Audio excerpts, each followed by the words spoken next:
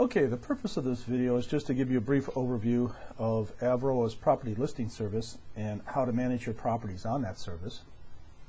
This is what our property listing service looks to our guests, and as they search for properties, when they get to individual properties, this is what an individual listing looks like.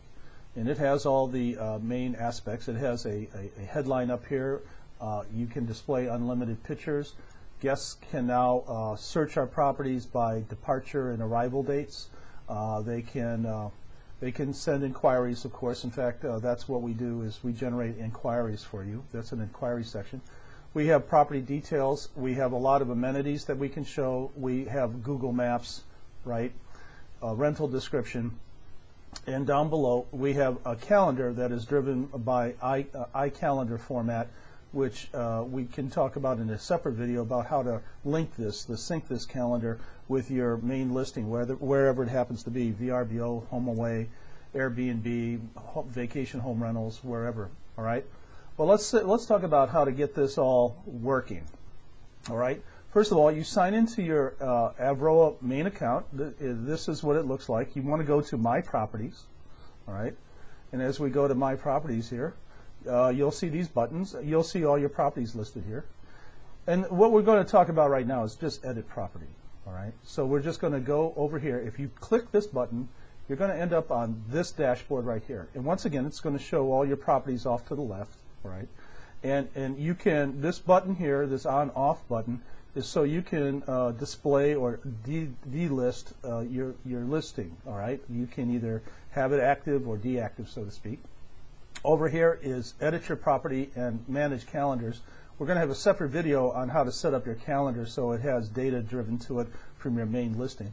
But let's just go to this edit right here. All right. When you go to edit, it's going to give you a familiar format. Most property listing services are set up just about the same way. All right, come on. Here we go. Across the top, you have this menu of all the different things. This overview page, here's your property name, which is just displayed to you. This is so you can keep track of which property you're looking at. Here's your headline right here, your property type, and you can see that we have a lot of different themes and location descriptions and things like that that you should choose.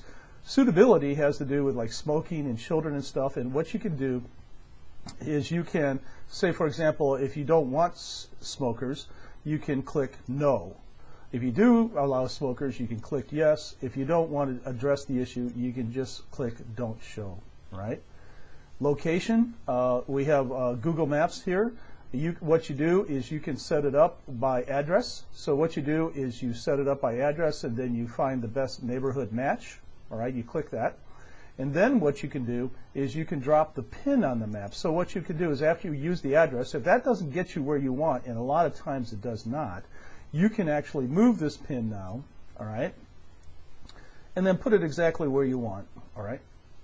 Of course, the next one is bedrooms, which is easy. How many bedrooms you have, how many bathrooms you have, more amenities. You know, all this is going to be displayed on your listing. So you want to go through all these amenities to see what applies to you.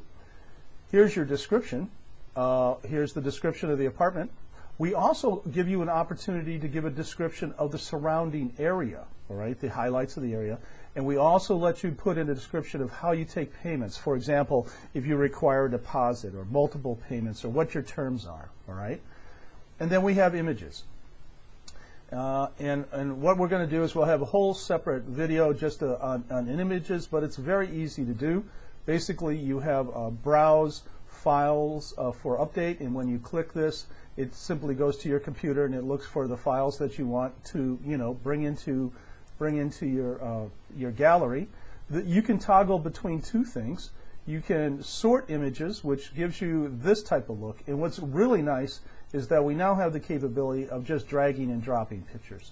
So you can take these and drag and drop. This browse file to upload works whether you're looking at this, you know, moving images, or whether you're looking at this upload images screen.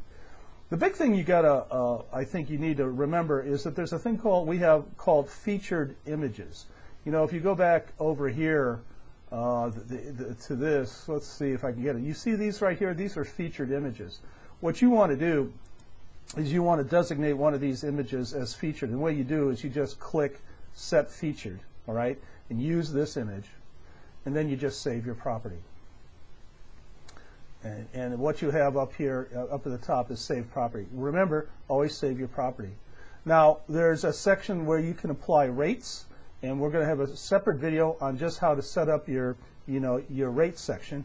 But this pretty much gives you an overview of how to use the your rental management dashboard. Okay, we'll see you now.